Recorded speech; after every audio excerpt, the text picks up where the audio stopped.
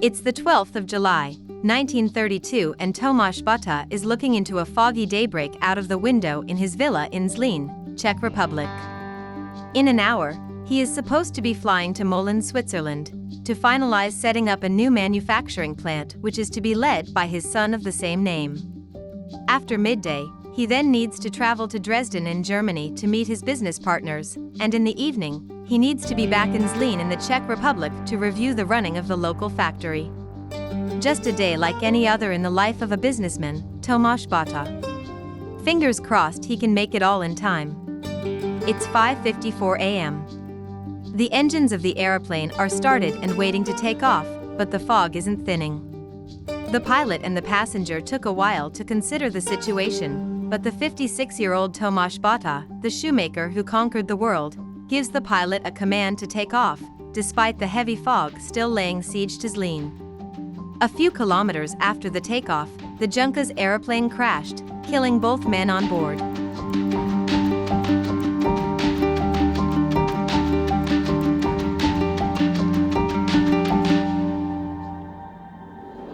Tomáš Baťa, a legendary Czech shoemaker and genius entrepreneur. A man who set up a small family shoemaking business and went on to conquer the world. This is the story of Tomáš Baťa, a busy man whose career was cut short when he died tragically, trying to make the next meeting on time.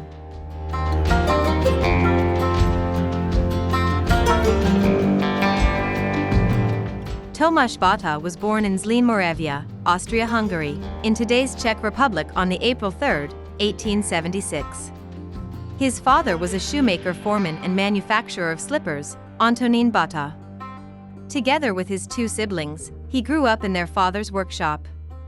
Before he was 7 years old, he started making small shoes for dolls from the scraps of wood in the workshop, and he used to sell them for 5 kreuzers a pair to his father's colleagues. His mother died when he was 8 years old. 2 years later, his father got married again, and in 1898, brother Jan Antonín was born, who would later become Tomáš's business partner and the heir to his emporium. But we're getting ahead of the storyline.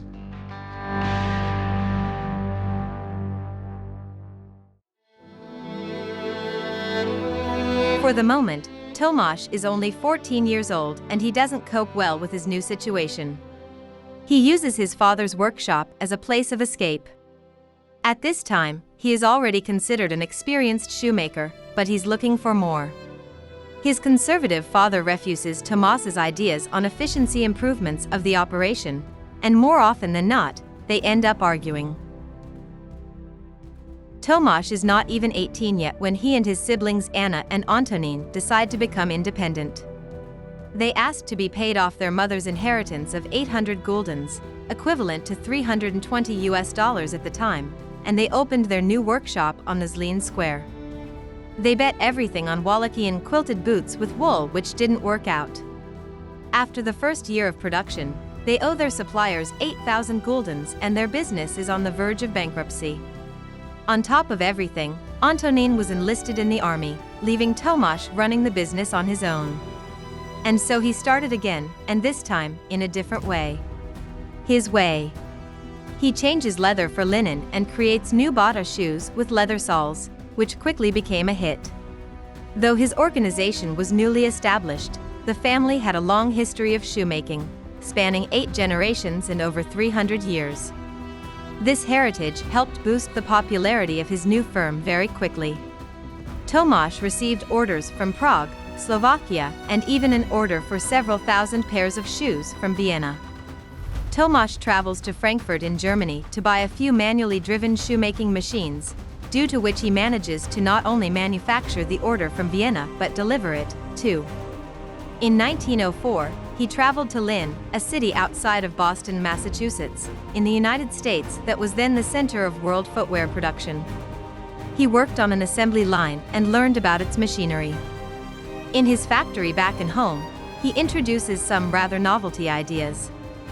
Work shifts still start at 6 a.m. and end at 6 p.m. with a 60-minute break for lunch, which is quite standard, but shoemakers are being paid every Saturday, which was very unusual at the time. In 1908, his older brother Antonín died from tuberculosis and Tomáš became the sole owner of the company. Sister Anna got married in the meantime and she decided to focus on her family. At that time, Baťa employed 350 workers and manufactured over 3,000 pairs of shoes every day. This brought up unexpected issues, such as where to accommodate all the workers. He started building affordable housing in Zlin. To this day, the legendary colony of cube-shaped brick houses with a small garden are called Baťa houses.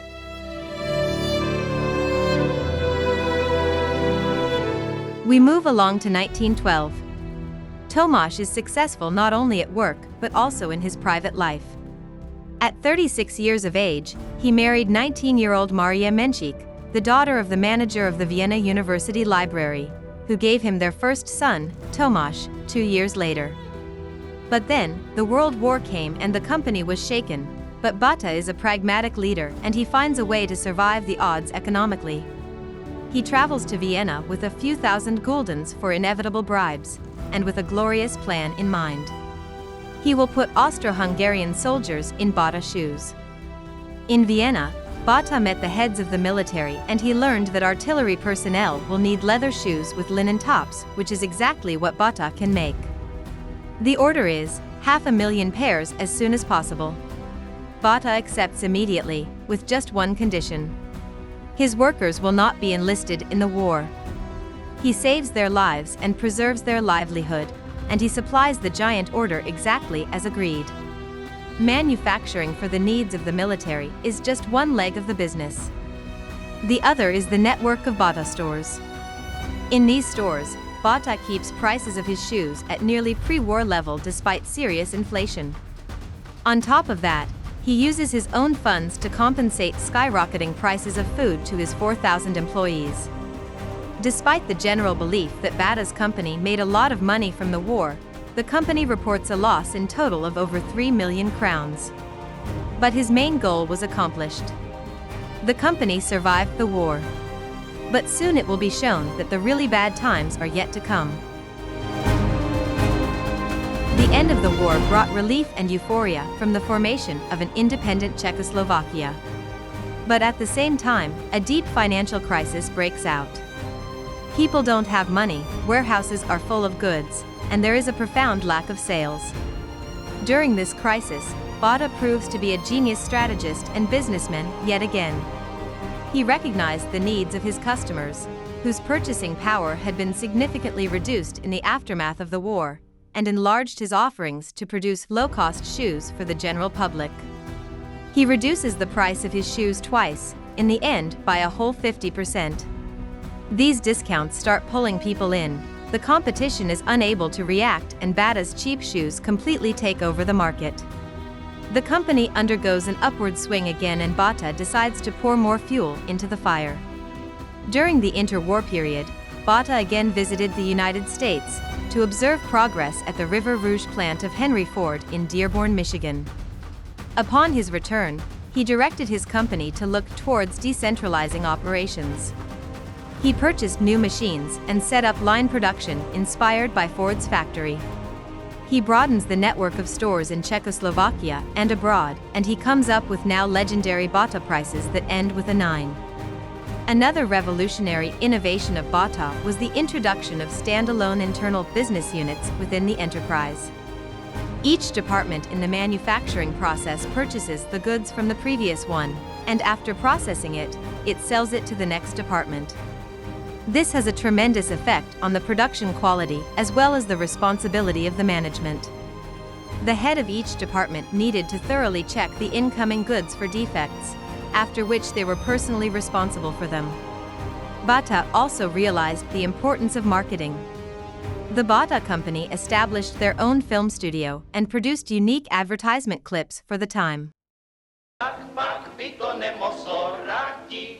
Když má na to boty od Baťi, pod pumpu spěje, bláto ta směje, na ty boty zloty neplatí.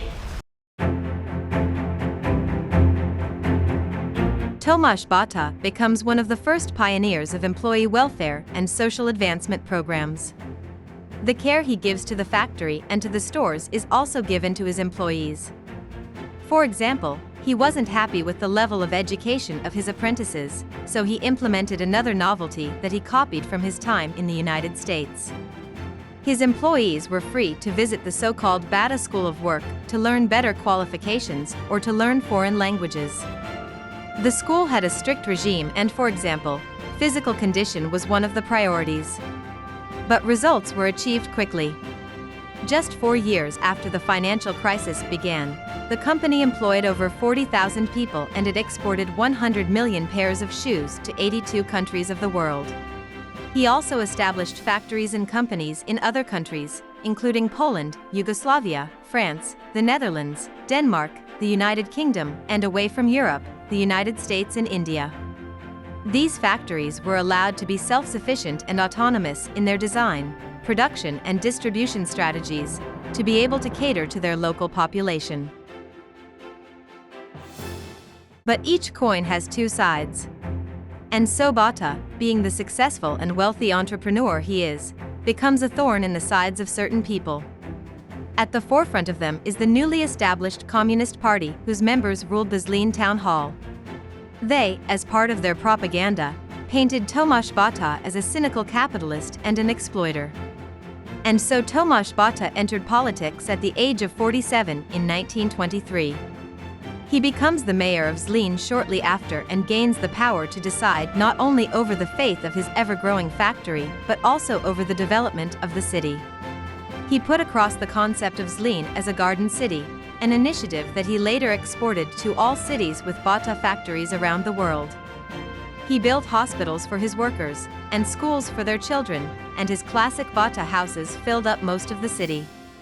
He invited several famous Czechoslovakian architects to Zlin, and the city changed into an agglomeration full of functionalist architecture.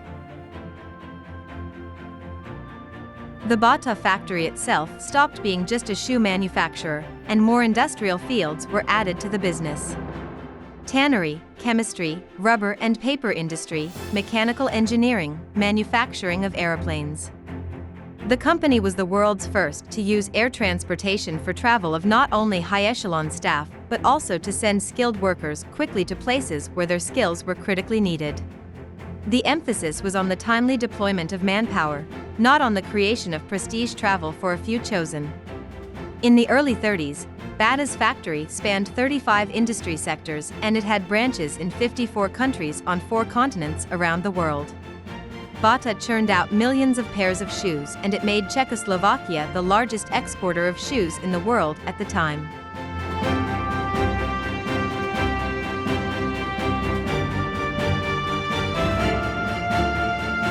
In the early 30s, Tomáš Baťa and all his companies are at the top of the world.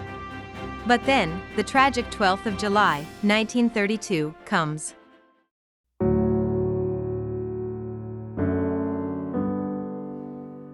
The weather report described a local fog and clear skies just 20 kilometers from Zlin.